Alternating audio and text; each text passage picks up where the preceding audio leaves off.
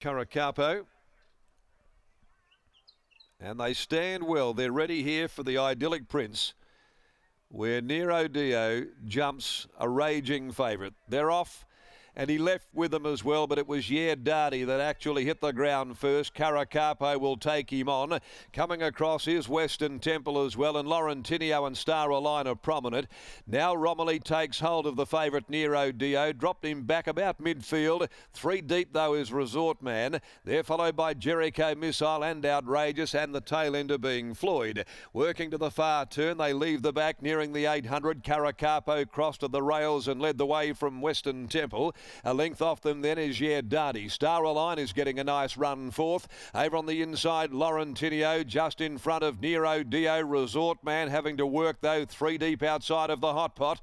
A length and a half. Jericho Missile Outrageous is starting to follow RESORTMAN, and Floyd brought up the tail of proceedings as they headed for home in the Idyllic Prince. 400 left to go. Caracapo swings for the judge. Tackled by Western Temple. Star Align. RESORTMAN let down with a run, and he got a break on Nero Dio at the 250. RESORTMAN, he led more than 2 lengths. Nero Dio trying to pick up and rally, but RESORTMAN for the moment clear of the favourite Nero Dio. Rolling back to the inside, RESORTMAN rebounds today on top of the ground. RESORTMAN won the Idyllic Prince from Nero Dio. Star Align could have just snatched third from Western Temple, the stablemate, and then Darty, Jericho Missile, further back Laurentinio, Floyd, then came Outrageous, and the last to greet the judge was the pacemaker Caracapo. RESORTMAN, what a good win by RESORTMAN. Ridden to victory here by RWWA. Winner of the Bolton. Just got bogged down in the heavy 10 last start in the Newmarket, but today he sat 3 deep, working around them, no cover. And it's been an exceptional performance to beat Nero Dio, who he met on considerably worse weight terms for their last encounter. And RESORTMAN has really turned things around in a 360 this afternoon. Number 9, RESORTMAN for trainer Michael Lane. The helmet gelding out of Stravine for Peter Capararo's Canal Enterprises, the Falsify Syndicate, and also the Preacher 3-Steed Syndicate. Johnny Scray, the Puff King, Johnny Pusey, Miss C. Caldwell, Miss C. Gleeson, KJ Matthews, B. McEwen, Miss B. Sharp, M. Cooper, C. Marnie, A. Maffei, A. Alabrandy, R. Humphreys, J. Whitten, owners of this 8-time winner from 22. And that was just a stunning victory today. He did the work, he covered the ground, he dragged the others into it, and still won by a clear-cut margin over Nero Dio by Playing God from Black Carrot. Stephanie Bakranich and Lakdar Romilly, raced by Livio and Renato Divattini Racing.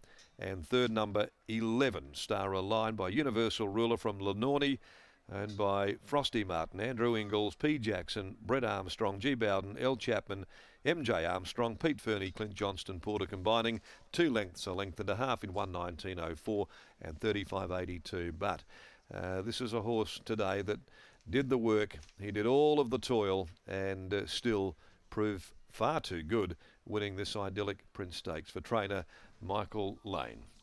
Okay, we'll go to the yard in a second here. The Furphy handicaps at 5.25, and let's pick up Scotty Embry down there.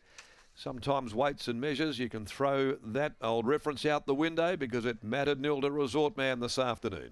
Exactly right, Mac. And what you can also do is you can never replace experience. And RWWA at one stage, Lucky Romilly was looking to get away from the inside on Nero Dio, and he said, "No, son, you'll be staying right there." Pete Capararo joins me. Pete, RESORTMAN, it's been he's always been a very talented horse. He's always been a horse that in time I thought you probably knew he would get to this grade. But today, weight for age, how far's he come? Yeah, he's come a long way since Michael purchased him as a weanling at the Inglis, weanling sale all those years ago. Always had a lot of time for him, ever since his first start. It's well documented he has been injury prone. We were always hoping he'd, make it to this level. He sort of put the writing on the wall 3 starts back when he won. And then, look, no blue last start. It was a fair dinkum heavy 12. He was in the worst part of the going on the inside. Shooter couldn't navigate off there. And, he pulled up great from that. And a big shout out to Michael and his staff down at home. You know, he's pulled up super from a heavy 12. He's kind of freshened up. Look, to be honest, we had a plan. 3 deep, quiet, over the speed. They didn't seem to be making a lot of pace, you know, go from the back today. So it worked. Probably wasn't expecting it, to be honest. I think like everybody else, RWWA was a weight special today. And, you know, a good piece of riding there. Brad sort of kept him locked away and we got a winning break. And that's, you know, that's how it goes. Credit to the horse. He's won a listed handicap this time in at 54 kilos. He's now won a weight for age at 59. Do you march on to the finally?